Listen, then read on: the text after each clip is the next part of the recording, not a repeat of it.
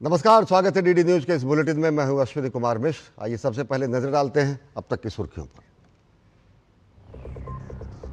80वें जश्न आजादी की गूंज। लाल किले की प्राचीर से प्रधानमंत्री नरेंद्र मोदी ने दोहराया विकसित भारत का संकल्प। पहली बार लाल किले पर गूंजा राष्ट्रगीत वंदे मातरम।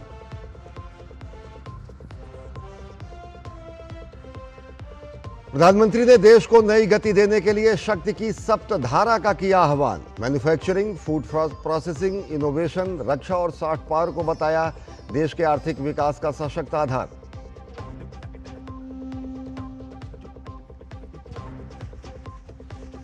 युवाओं के लिए लाल किले से प्रधानमंत्री नरेंद्र मोदी का बड़ा ऐलान। ऑनलाइन फ्री कोचिंग के साथ 1 करोड़ युवाओं के लिए एआई स्किल ट्रेनिंग की घोषणा।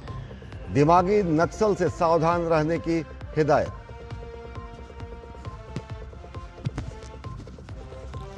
राष्ट्रपति द्रौपदी मुर्मू ने राष्ट्रीय युद्ध स्मारक पर वीर शहीदों को दी श्रद्धांजलि।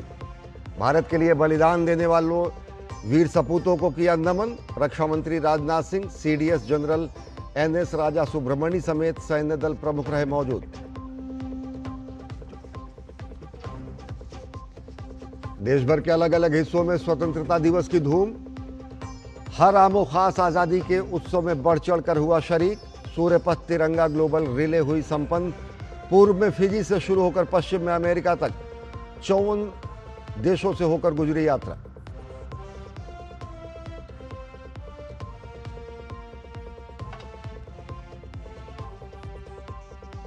हॉकी विश्व कप में भारतीय पुरुष टीम की दमदार शुरुआत। पहले मुकाबले में वेल्स को 3-1 से हराया। कप्तान हरमनप्रीत सिंह ने किए 2 गोल।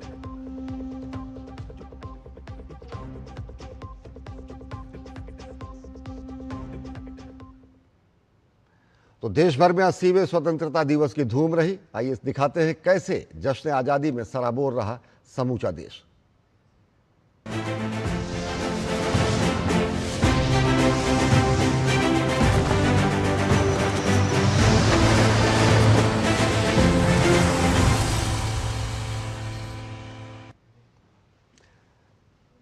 देश 80वां स्वतंत्रता दिवस मना रहा है और आज पूरे दिन इसकी धूम रही। देश और दुनिया ने देखा कि किस तरीके से भारत ने अपना 80वां स्वतंत्रता दिवस मनाया। लाल किले की प्राचीर से प्रधानमंत्री नरेंद्र मोदी ने ध्वजारोहण किया।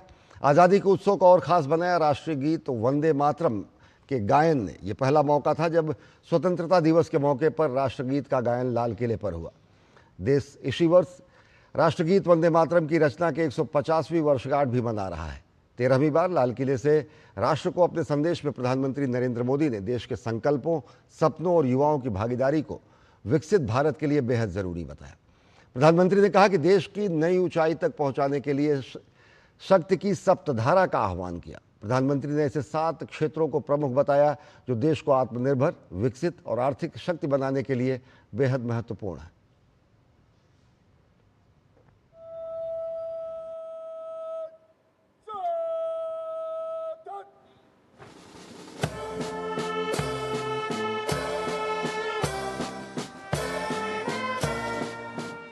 देश 80वां स्वतंत्रता दिवस का उत्सव मना रहा है।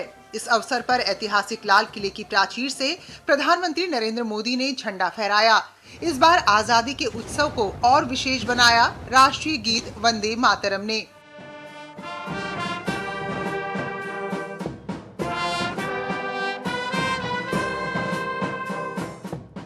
ये पहला अवसर था जब स्वतंत्रता दिवस के अवसर पर राष्ट्रीय गीत का गायन हुआ।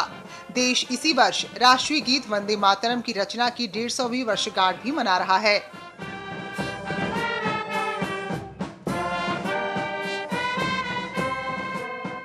तेरहवीं बार लाल किले से राष्ट्र को अपने संदेश में प्रधानमंत्री नरेंद्र मोदी ने देश के संकल्पों, सपनों और युवाओं की भागीदारी को विकसित भारत के लिए जरूरी बताया।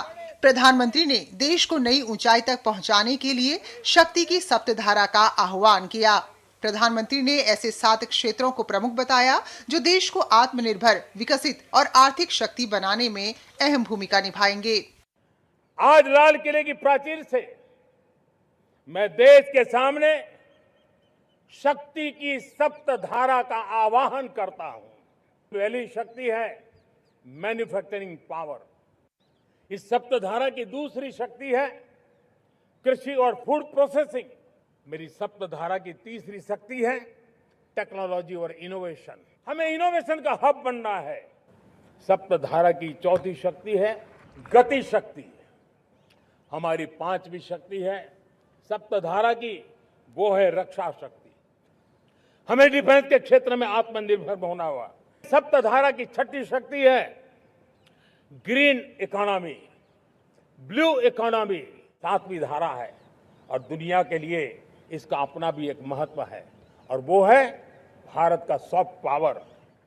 भारत के सॉफ्ट पावर की ताकत है।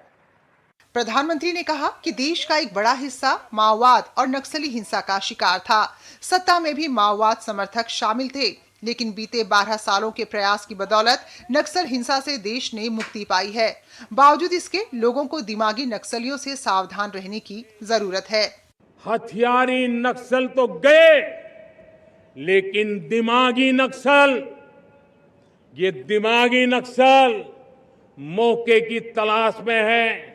हिंसा अराजकता के वो रास्ते खोज रहे हैं, समाज को गलत राह पर घसीटने के लिए भांति भांति के दांव कर रहे हैं।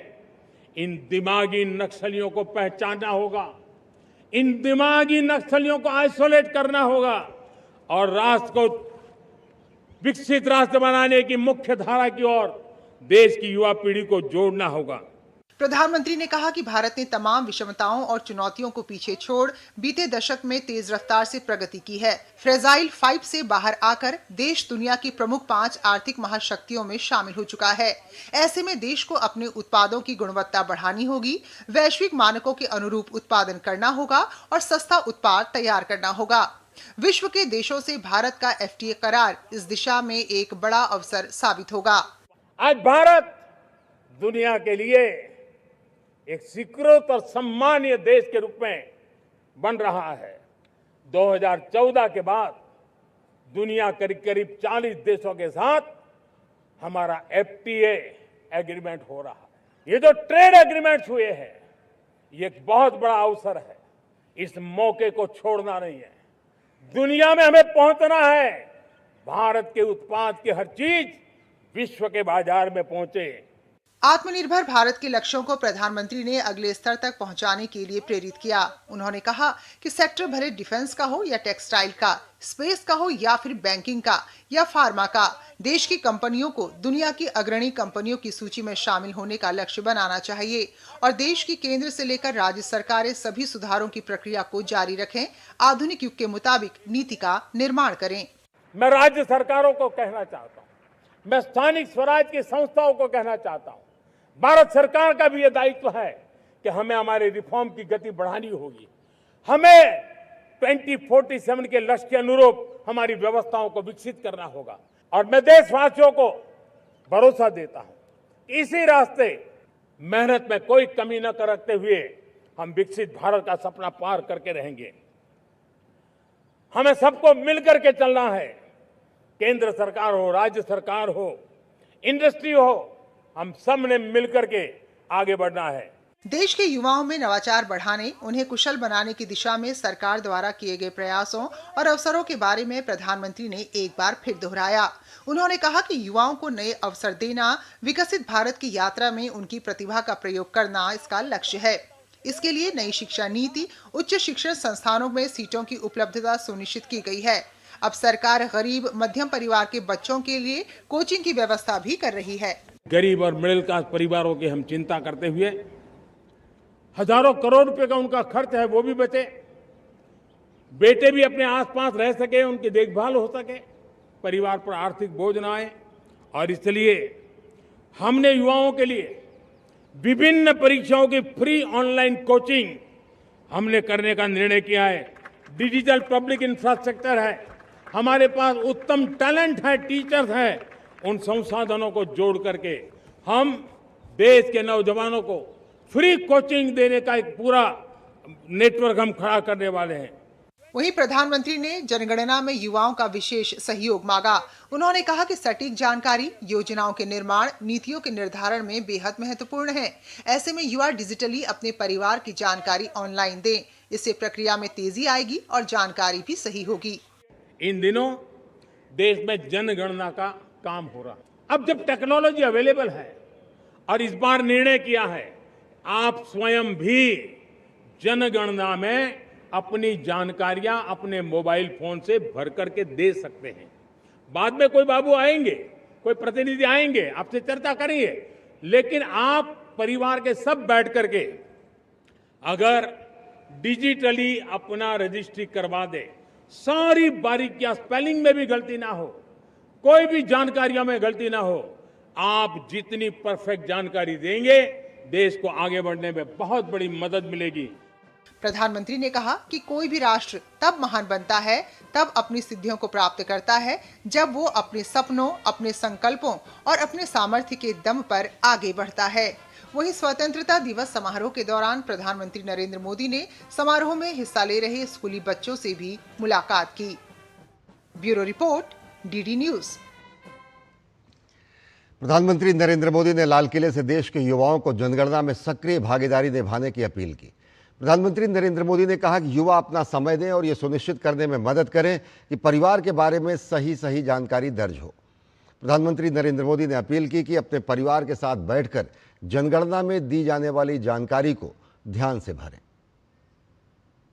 इन दिनों देश में जनगणना का काम हो रहा है, सेंसस का काम हो रहा है, गिनती चल रही है और गिनती सिर्फ आंकड़ों से बात बनती नहीं है, उसकी बारीकियों से नीतियां बनती हैं, योजनाएं बनती हैं, देश आगे बढ़ने की अपनी रूपरेखा तैयार करता है और इसलिए सटीक जानकारियां होना बहुत जरूरी है।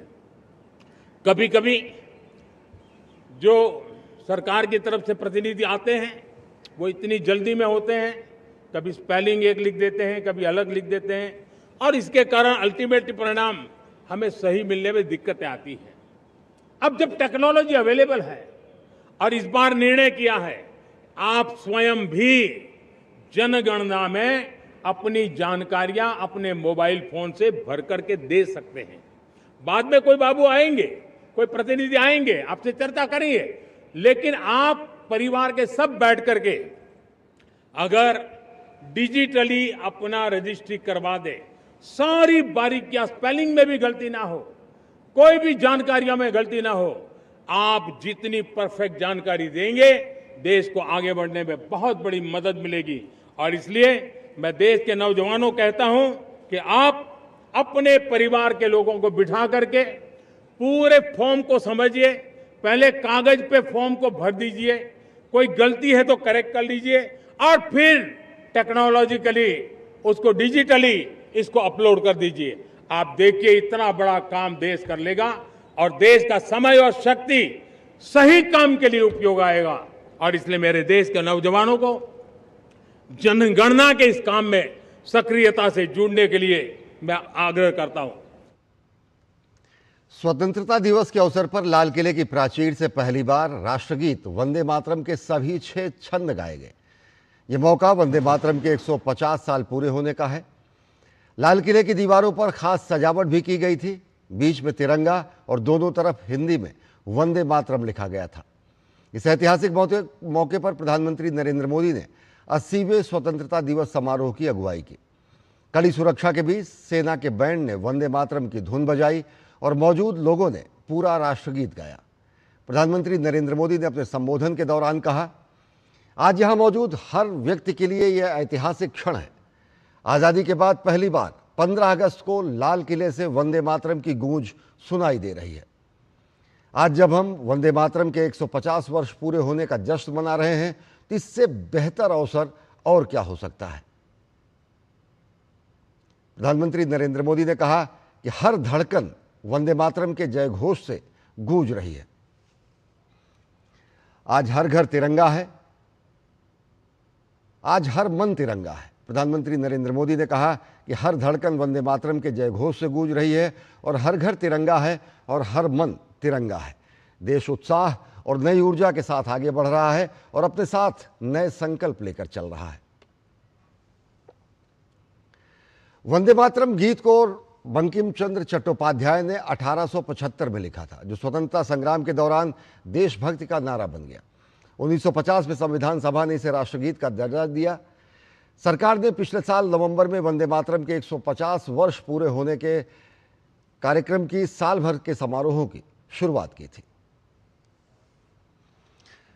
स्वतंत्रता दिवस के अवसर पर राष्ट्रगीत के अपमान को लेकर बीजेपी ने कांग्रेस पर निशाना साधा है। बीजेपी के राष्ट्रीय प्रवक्ता सुधांशु त्रिवेदी ने आरोप लगाया कि कांग्रेस नेतृत्व ने वंदे मातरम के गायन के दौरान उचित सम्मान नहीं दिखाया। उन्होंने कहा कि कांग्रेस कार्यालय में हुए कार्यक्रम के दौरान सोनिया गांधी, कांग्रेस अध्यक्ष मल्लिकार्जुन खड़गे और लोकसभा में नेता प्रतिपक्ष राहुल गांधी बातचीत करते नजर आए और इशारा करते नजर आए। सुधांशु त्रिवेदी ने इसे करोड़ों देशवासियों की भावनाओं को आहत करने वाला बताया और कांग्रेस नेतृत्व की आचरण की कड़ी निंदा की। यह पहला स्वतंत्रता दिवस है जब वंदे मातरम संपूर्ण और सांगोपांग रूप में गाया गया, परंतु उसी के साथ एक बहुत विचित्र, विडंबनापूर्ण और दुर्भाग्यपूर्ण दृश्य देखने को मिला जब कांग्रेस कार्यालय में वंदे मातरम गीत गाया जा रहा था। उस समय कांग्रेस की supreme leader Sonia Gandhi ji, super अध्यक्ष राहुल गांधी जी और सिटिंग अध्यक्ष मल्लिकार्जुन खड़गे जी बहुत ही विचित्र और आपत्तिजनक तरीके से असम्मान व्यक्त करते हुए एक दूसरे से बातचीत करते हुए नजर आए, किसी को बुलाते हुए नजर आए और कोई व्यक्ति आकर उसे कुछ बता भी रहा था और एक दूसरे को इशारे कर रहे थे। यह राष्ट्रगीत वंदे मातरम के प्रति उनका अपमान है, जिससे करोड़ों करोड़ों भारतवासी बहुत आघात महसूस कर रहे हैं।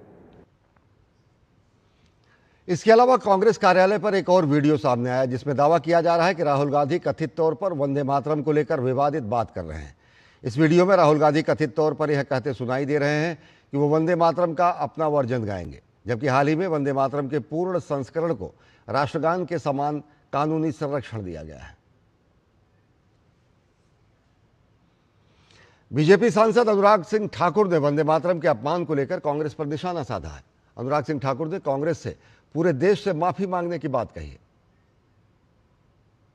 कांग्रेस मुख्यालय में आज जब वंदे मातरम के मूल स्वरूप को गाया जा रहा था, जिसे जवाहरलाल नेहरू जी ने खत्म कर दिया था, हटा दिया था, उसके गाने पर राहुल गांधी जी, सोनिया गांधी जी और खड़गे जी स्पष्ट रूप से असहज दिख रहे थे।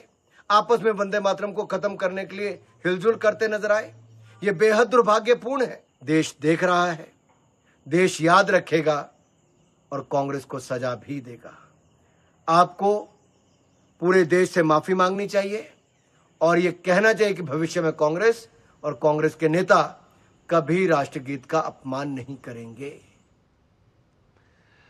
देश ने आज 80वां स्वतंत्रता दिवस मनाया। तिरंगे की शान, राष्ट्रभक्ति के उत्साह के बीच देश भर में स्वतंत्रता दिवस समारोहों की मनमोहक तस्वीरें सामने आई।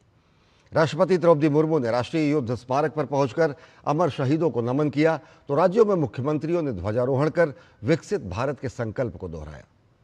उत्तर प्रदेश से लेकर गुजरात तक और केरल से लेकर लद्दाख तक हर जगह एकता, विकास और युवा शक्ति का संदेश सुनाई दिया। हर घर तिरंगा अभियान ने आज़ादी के इस जश्न में देश के जन जन की भागीदारी को और मजबूत किया। देखिए तिरंगे की आन बान और शान के साथ देश भर में कैसे बना आजादी का महापर्व।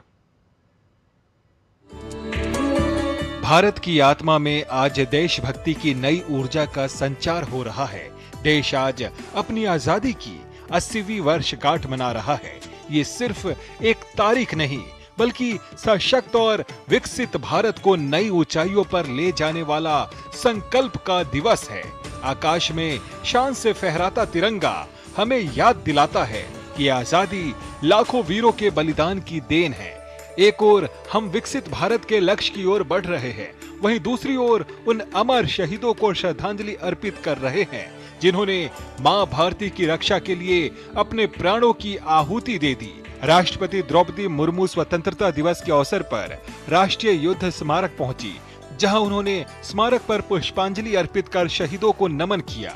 इस पावन अवसर पर रक्षा मंत्री राजनाथ सिंह, रक्षा राज्य मंत्री संजय सेठ, प्रमुख रक्षा अध्यक्ष NS राजा सुब्रमण्य और तीनों सेनाओं के प्रमुख भी मौजूद रहे। वहीं दिल्ली में छत्रसाल स्टेडियम में मुख्यमंत्री रेखा गुप्ता ने ध्वजारोहण किया। समारोह को संबोधित करते हुए उन्होंने कहा कि लहराता तिरंगा न केवल हमारे गौरवशाली अतीत का प्रतीक है, बल्कि उज्जवल भविष्य की ओर एक संकल्प भी है। आजादी का जश्न पूरे देश में बड़े धूमधाम से मनाया जा रहा है। अलग अलग राज्यों में एकता और विकास के संकल्प के साथ तिरंगा फहराया गया। उत्तर प्रदेश में मुख्यमंत्री योगी आदित्यनाथ ने अपने सरकारी आवास पर ध्वजारोहण कर तिरंगे को सलामी दी और प्रदेशवासियों को बधाई दी। इस मौके पर सीएम योगी ने कहा कि आजादी का अर्थ केवल विदेशी शासन से मुक्ति नहीं, बल्कि अराजकता, गरीबी, अशिक्षा, पिछड़ेपन और असमानता से भी पूरी तरह मुक्त होना है। साथ ही उन्होंने देश को बांटने वाली ताकतों से सतर्क रहने की अपील भी की। हमें अराजकता पर विजय प्राप्त करनी है, असमानता पर विजय प्राप्त करनी है, अशिक्षा पर विजय प्राप्त करनी है, तो हमें देश को बांटने वाली ताकतों से पूरी सतर्क रहना होगा। देश को कमजोर करने वाली ताकतों से सतर्क रहना होगा। उत्तराखंड में भी आजादी का जश्न पूरे उत्साह के साथ मनाया गया। राजधानी देहरादून के परेड ग्राउंड में राज्य स्तरीय समारोह में मुख्यमंत्री पुष्कर सिंह धामी ने ध्वजारोहण किया। उन्होंने प्रदेश वासियों को शुभकामनाएं देते हुए खास तौर पर जेन ज़ी यानी नई युवा पीढ़ी को केंद्र में रखा। युवाओं की शिक्षा, कौशल, रोजगार और उद्यमिता को मजबूत करने के लिए कई बड़ी घोषणाएं की। सीएम धामी का फोकस युवा शक्ति को और सशक्त बनाने पर है।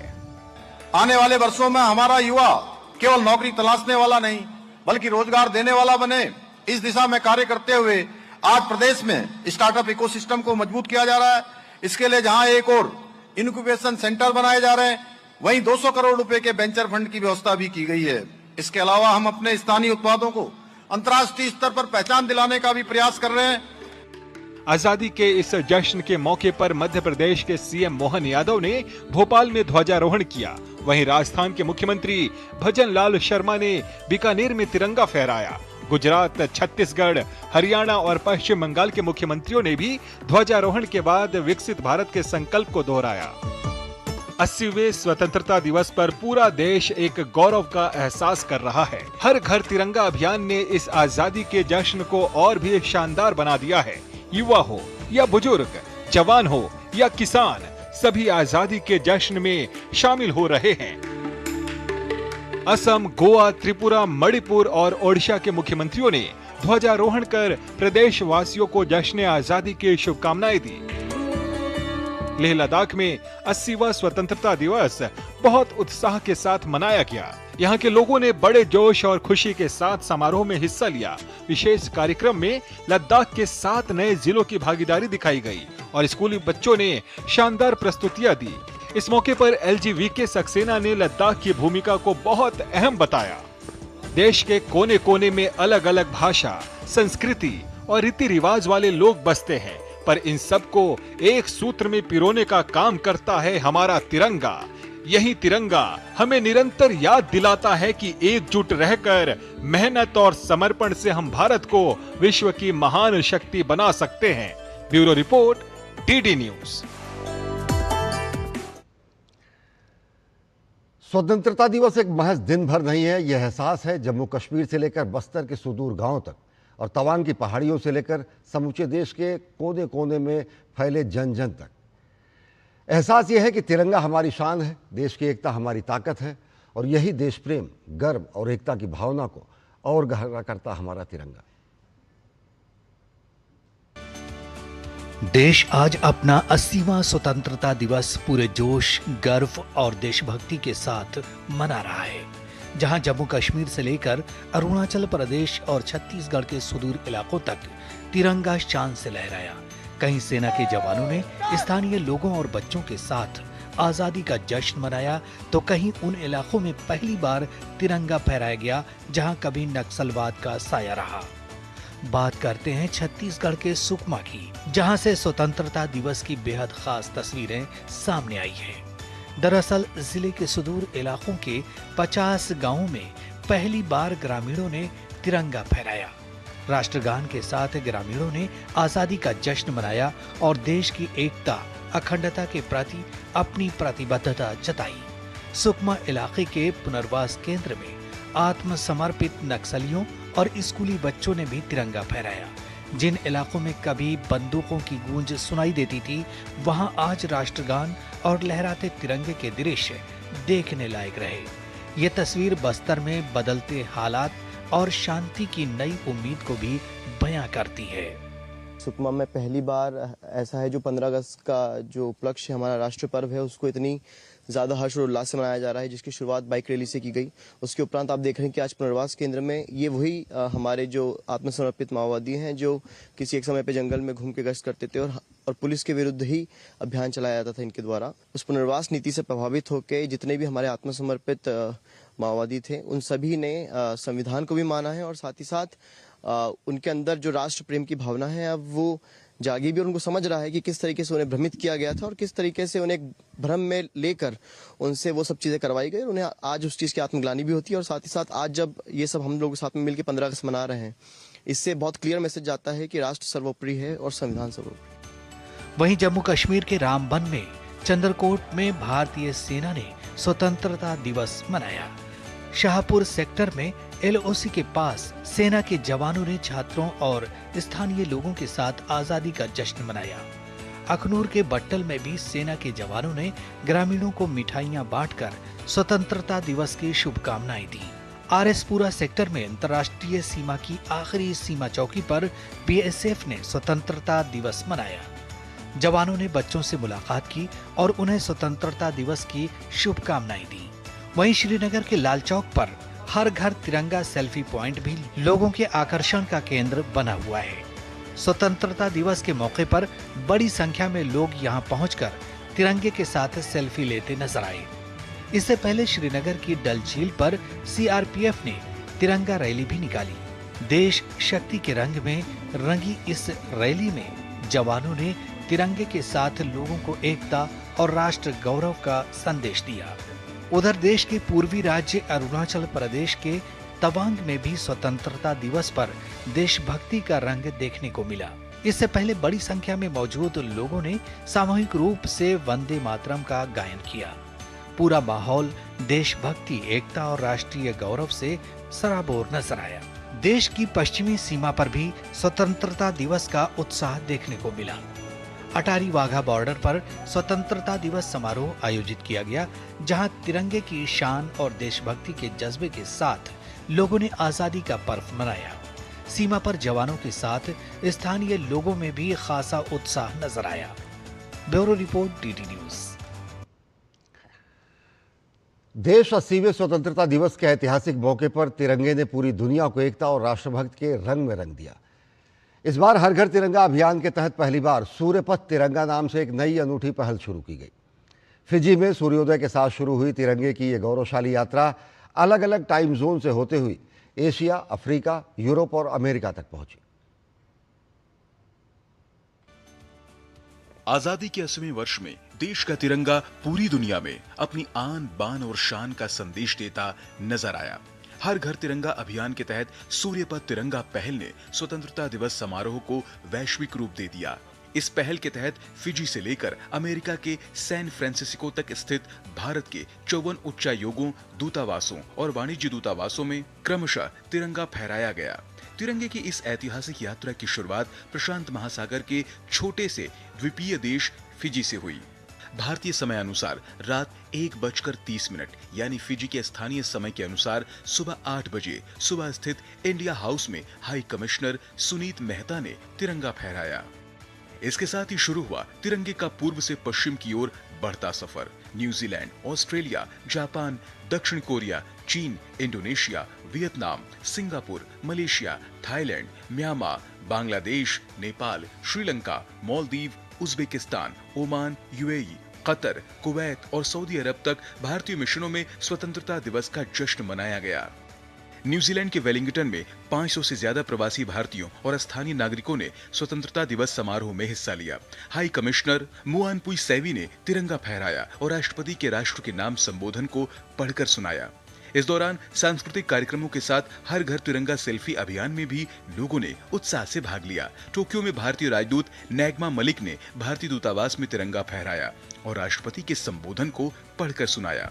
दक्षिण कोरिया के सियोल स्थित भारतीय दूतावास में सुबह की पहली किरण के साथ पूरे सम्मान के साथ तिरंगा फहराया गया। वहीं बीजिंग में बारिश भी तिरंगे के उत्साह को नहीं रोक सकी। राजदूत विक्रम दोराई स्वामी ने भारतीय दूतावास में तिरंगा फहराया। इस मौके पर भारतीय समुदाय के सदस्यों और भारत के मित्रों की मौजूदगी रही।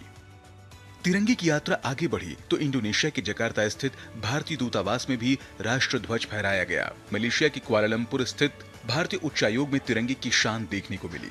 वहीं थाईलैंड की राजधानी बैंकॉक में 80वां स्वतंत्रता दिवस बड़े हर्षोल्लास के साथ मनाया गया। ढाका में भारतीय उच्चायोग ने भी पूरे उत्साह के साथ भारत का 80वां स्वतंत्रता दिवस मनाया। इस अवसर पर बांग्लादेश में भारत के उच्चायुक्त दिनेश त्रिवेदी ने तिरंगा फहराया। वहीं दुबई में भारत के महावाणिज्य दूत विष्णुवर्धन रेड्डी ने भारतीय वाणिज्य दूतावास में तिरंगा फहराया। इस मौके पर उन्होंने भारत और यूएई के बीच मजबूत और अस्थायी संबंधों के साथ साथ भारतीय प्रवासी समुदाय के योगदान को रेखांकित किया। एशिया के बाद तिरंगे की ये गौरवशाली यात्रा अफ्रीका और यूरोप तक पहुंची। इथियोपिया, रूस, केन्या, इजराइल, मिस्र और दक्षिण अफ्रीका से लेकर Latvia, Germany, Italy, Belgium, Netherlands, France, Britain, Spain, Morocco और आइसलैंड तक भारतीय मिशनों में तिरंगा फहराया गया। रूस के मॉस्को स्थित भारतीय दूतावास में सूर्य पर तिरंगा पहल के तहत राष्ट्र ध्वज फहराया गया। स्पेन की राजधानी मैड्रिड स्थित भारतीय दूतावास में भी तिरंगा शान से लहराया। मोरक्को की राजधानी रबात स्थित भारतीय दूतावास में भी सूर्य पर तिरंगा पहल के तहत ध्वजारोहण किया गया। वहीं आइसलैंड की राजधानी रेकियाविक में भारतीय दूतावास ने 80वें स्वतंत्रता दिवस को पूरे उत्साह और उमंग के साथ मनाया। यूरोप के बाद तिरंगे का सफर अमेरिकी महाद्वीप पहुंचा। Brazil, Suriname, Guyana, Argentina, Trinidad एवं Tobago, Dominican Republic, Colombia, Canada के ओटावा और टोरंटो, जमैका, अमेरिका के न्यूयॉर्क और वॉशिंगटन, पेरू और मैक्सिको स्थित भारतीय मिशनों में तिरंगा फहराया गया। हर जगह एक ही गौरव, हर दिल में एक ही भावना और हर हाथ में भारत की आन बान और शान का प्रतीक तिरंगा।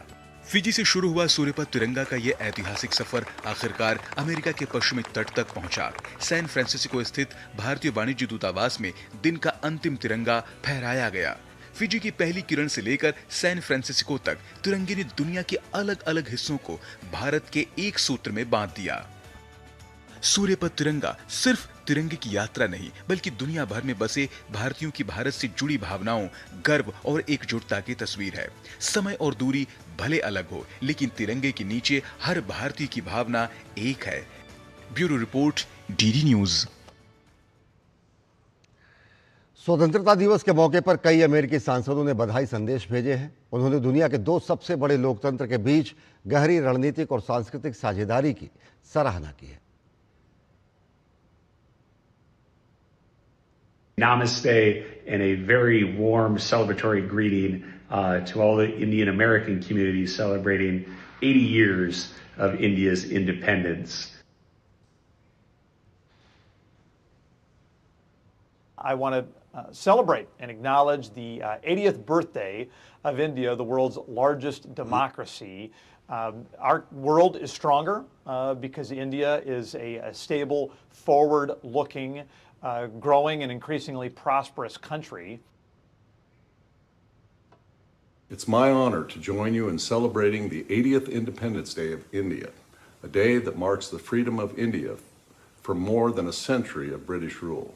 May the friendship between our people continue to grow stronger in the years ahead. I'd like to extend greetings to the people of India on behalf of the people of Montana.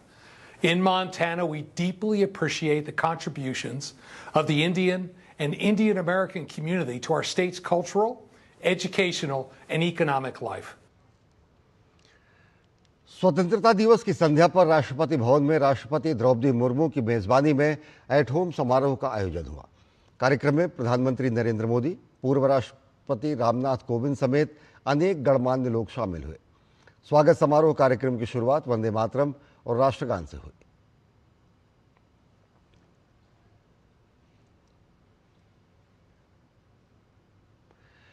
स्वतंत्रता दिवस के अवसर पर अमृतसर के Attari Wagah border पर beating retreat समारोह का भव्य आयोजन किया गया। समारोह में देशभक्ति और उत्साह का अद्भुत नजारा देखने को मिला। बड़ी संख्या में वहां पहुंचे लोगों ने जवानों के जोश और जज्बे को सलाम किया। समारोह के दौरान जवानों ने अपने जोशीले अंदाज में अपनी वीरता का प्रदर्शन किया।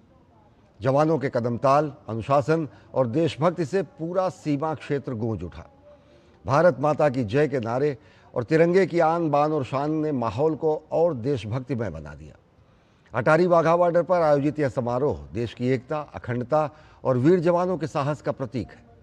स्वतंत्रता दिवस के मौके पर लोगों ने राष्ट्र के प्रति अपने सम्मान और गर्व का इजहार किया।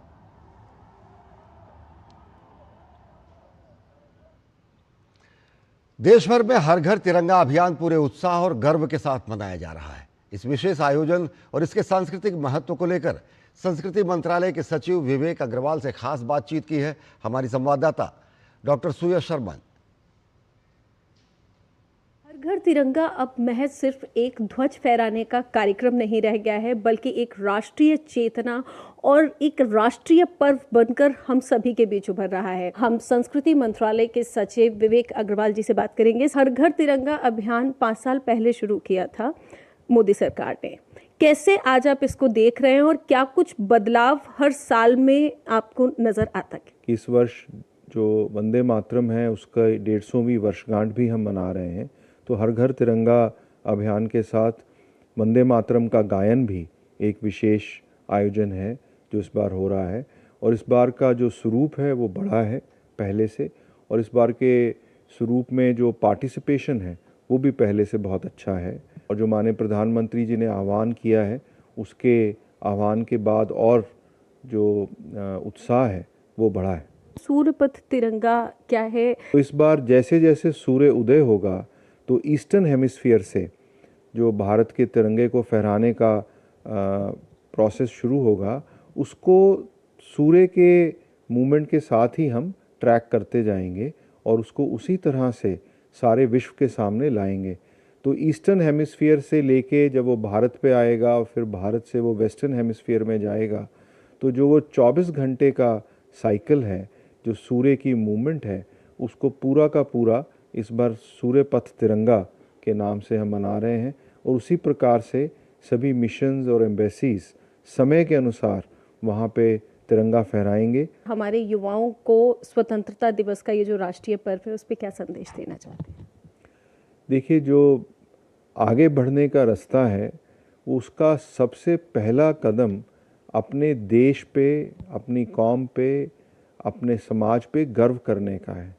तो जो देश पे गर्व करके जब हम आगे बढ़ते हैं और अपने सिर को ऊंचा करके हम अपने कार्य के लिए निकलते हैं, तो उसमें सफलता मिलने की ज़्यादा संभावना होती है और सफलता मिलने का रास्ता भी वही होता है। हमारा देश हमारे लिए वो सब कुछ कर रहा है जो हमें तरक्की का रास्ता दे सकता है। जो भारत माता मेरे लिए इतना कर रही है, उसके लिए जो मैं कर सकता हूँ, जो मेरी ड्यूटी है, वो मैं क्या कर सकता हूँ, वो भावना भी इसमें साथ में सम्मिलित होगी और देश को जो विकसित बनाने का हमारा विजन है उसको भी हम अचीव कर पाएंगे। कैमरा पर्सन मोहित के साथ मैं डॉक्टर सुयश शर्मा, टीटी न्यूज़, दिल्ली।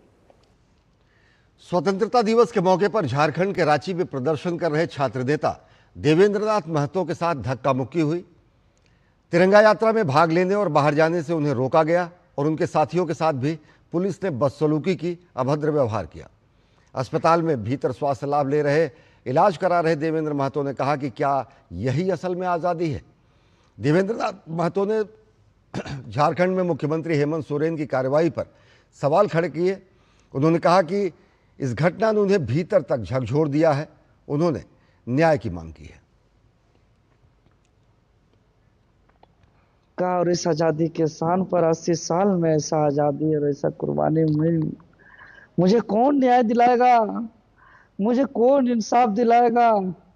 मुझे कौन जवाब देगा? अगर जवाब देने वाले हैं तब इस वीडियो को सुने, अन्यथा इस वीडियो को न सुने, इस वीडियो को न चलाएं, इस वीडियो को न देखें। अगर आप लोग इंसाफ नहीं दिला सकते हैं, अगर आप लोग न्याय नहीं दिला सकते हैं, तो कृपया करके मेरा इस वीडियो को कोई न्यूज़ चैनल न चलाएं, कोई आदमी इसको न देखे, कोई इसको शेयर न करे, कोई इसको न सुने। अगर आप हमको इंसाफ नहीं दिला सकते हैं, अगर आप मुझे न्याय नहीं दिला सकते हैं तो।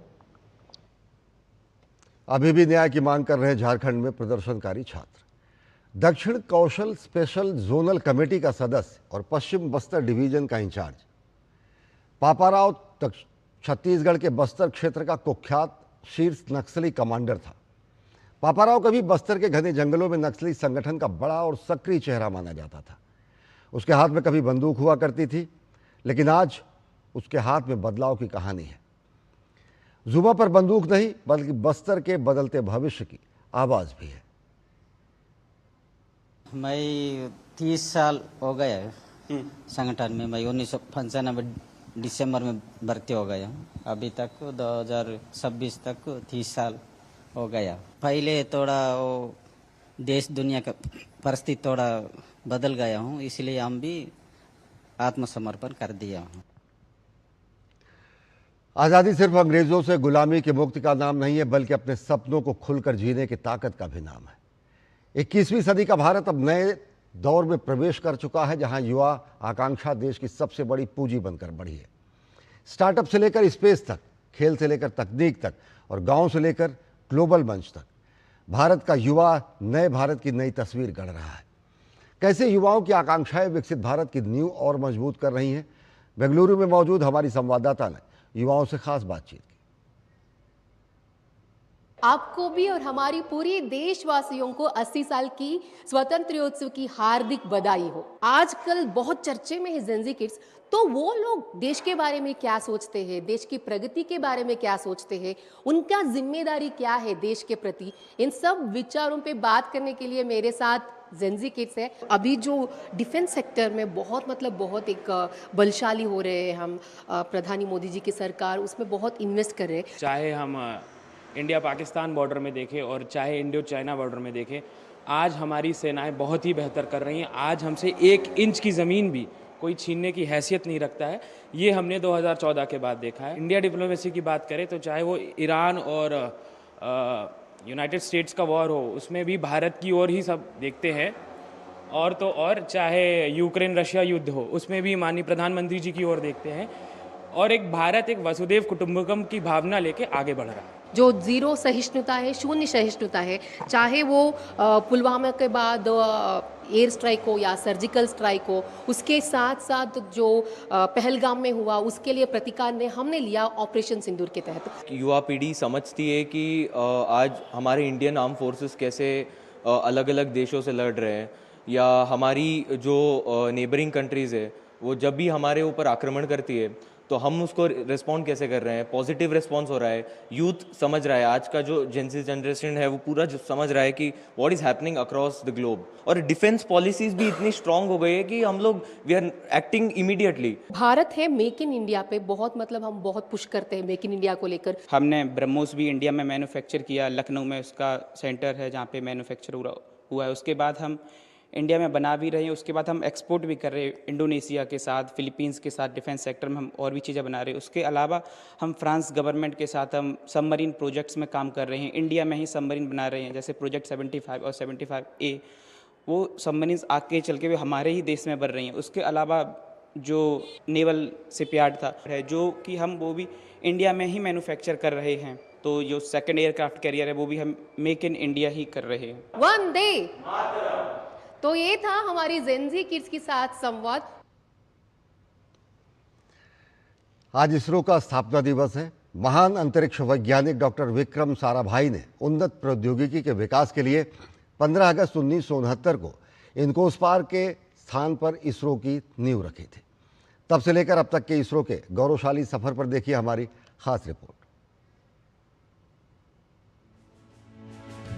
आजादी के बाद से भारत ने विभिन्न क्षेत्रों में तकनीक और प्रौद्योगिकी के नए कीर्तिमान स्थापित किए हैं, लेकिन बीते करीब 5 दशक में इसरो यानी भारतीय अंतरिक्ष अनुसंधान संगठन एक ऐसा संस्थान बनकर उभरा है जिसने विज्ञान के क्षेत्र में भारत को सबसे अधिक गर्व करने के मौके दिए हैं।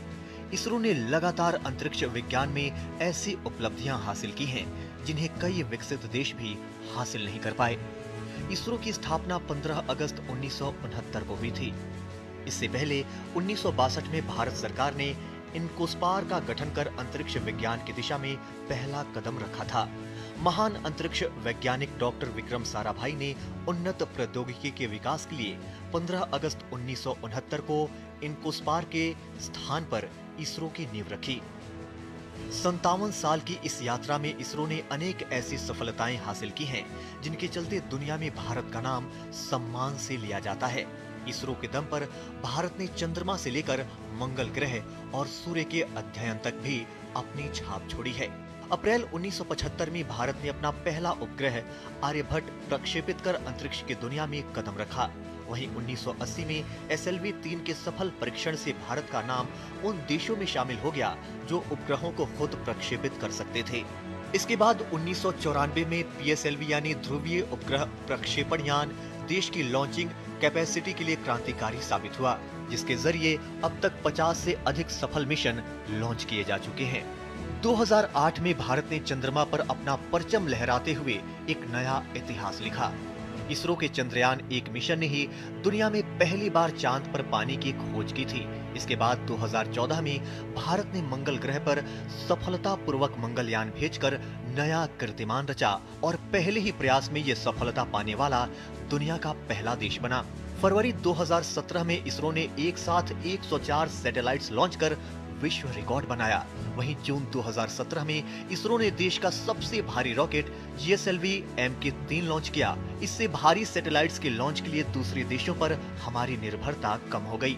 प्रधानमंत्री मोदी के नेतृत्व में बीते 12 वर्षों में देश में स्पेस सेक्टर ने नई ऊंचाइयां छुई हैं। इस दौरान अंतरिक्ष बजट में लगातार बढ़ोतरी देखने को मिली है। साथ ही नासा और यूरोपीय स्पेस एजेंसी जैसे संगठनों के साथ इसरो का वैश्विक सहयोग भी बढ़ा है। 2019 में चंद्रमा पर लैंडिंग के लक्ष्य के साथ भेजा गया चंद्रयान 2 पूरी तरह सफल नहीं हो पाया, लेकिन 4 साल के अंदर ही भारत ने चंद्रयान 3 को सफलतापूर्वक चंद्रमा पर लैंड कराकर एक ऐतिहासिक कीर्तिमान अपने नाम कर लिया। भारत चंद्रमा पर सॉफ्ट लैंडिंग करने वाला चौथा देश और उसके दक्षिणी ध्रुव पर उतरने वाला दुनिया का पहला देश बना। इसके अलावा सूर्य के अध्ययन के लिए लॉन्च किया गया आदित्य L1 मिशन भी भारत की एक बड़ी उपलब्धि है। इसरो के अभियानों ने देश में संचार, कृषि, मौसम और आपदा प्रबंधन में क्रांतिकारी परिवर्तन लाने का काम किया है। अप्रैल 2018 में भी इसरो ने स्वदेशी नेविगेशन उपग्रह IRNSS लॉन्च किया, जिससे भारत को अमेरिका के GPS की तरह अपना स्वदेशी नेविगेशन सिस्टम नाविक मिला। आज जहां इसरो स्वदेशी स्पेस स्टेशन और गगनयान पर तेजी से काम कर रहा है, तो वहीं इसरो की मदद से देश में स्काई रूट एरोस्पेस जैसे निजी स्टार्टअप्स भी अंतरिक्ष के क्षेत्र में नई इबारत लिख रहे हैं। Bureau report, DD news.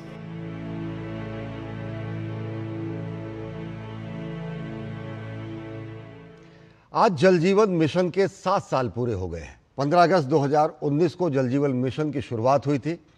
लक्ष्य था हर ग्रामीण घर में जल नल से पहुंचाना। 7 साल बाद यह संकल्प एक क्रांतिकारी बदलाव का रूप ले चुका है, जो पूरी दुनिया के लिए नजीर है। जल जीवन मिशन के 7 वर्ष जल क्रांति की मिसाल हैं, जिसमें सुदूर ग्रामीण घरों तक नल से जल पहुंचा है। 15 अगस्त 2019 को जब मिशन की शुरुआत हुई, तब केवल 3.23 करोड़ यानी महज 16.72% ग्रामीण घरों में नल से जल आता था। आज यह आंकड़ा बढ़कर 15 करोड़ 91,39,000 से अधिक यानी 82.22% ग्रामीण परिवारों तक पहुंच गया है। तकरीबन 11 राज्यों और केंद्र शासित प्रदेशों ने 100% हर घर जल का दर्जा हासिल कर लिया है। 2,89,000 से अधिक गांवों में नल से जल पहुंच चुका है। नल का पानी अब 9.34 लाख स्कूलों और 9.73 लाख आंगनवाड़ी केंद्रों में भी उपलब्ध है।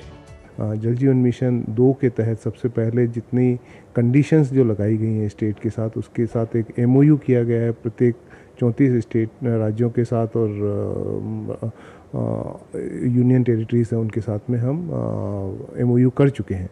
उसी के साथ उन्हीं स्टेट्स और यूनियन टेरिटरीज से एक कॉम्प्रिहेंसिव इम्प्लीमेंटेशन प्लान बनवाया है जो कि 2028 तक सभी कार्य पूरे हो जाने चाहिए और ऑपरेशन एंड मेंटेनेंस जो कि प्रतिदिन घर में पानी पहुंचा सके उसकी व्यवस्था हो पाए।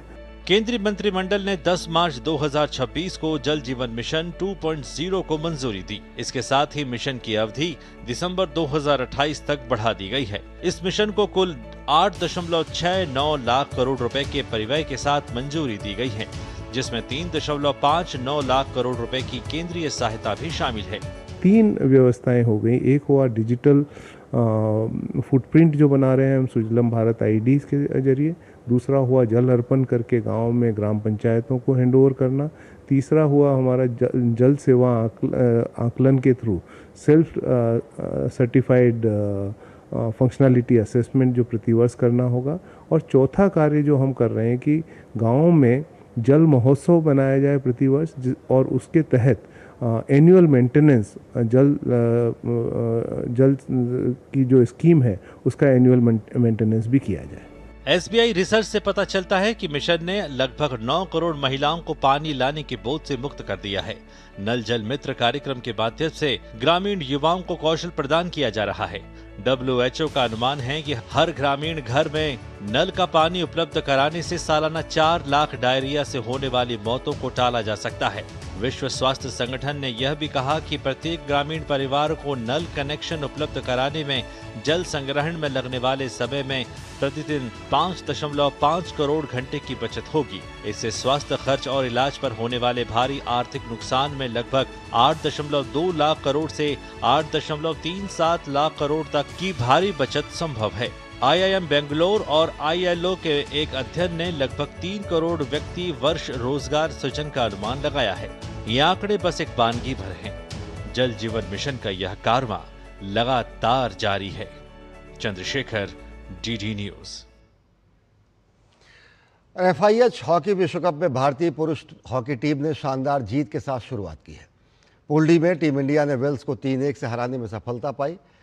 भारत ने पूरे मुकाबले में दबदबा बनाए रखा और शुरुआती क्वार्टर में ही 2 गोल दागकर जीत की मजबूत नींव रखी। संजय ने 7वें मिनट में पेनाल्टी कॉर्नर को गोल में बदलकर टीम का पहला खाता खोला। इसके 4 मिनट बाद कप्तान हरमनप्रीत सिंह ने गोल कर भारत की बढ़त 2-0 कर दी।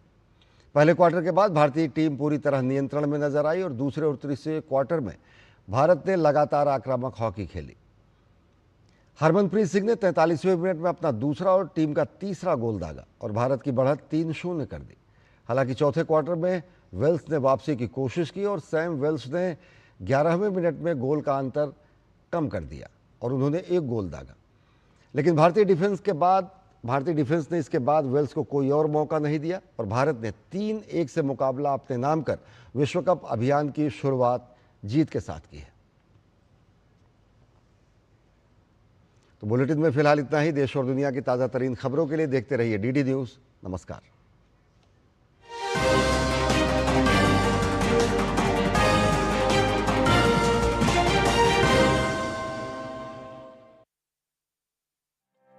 बारिश की बौछार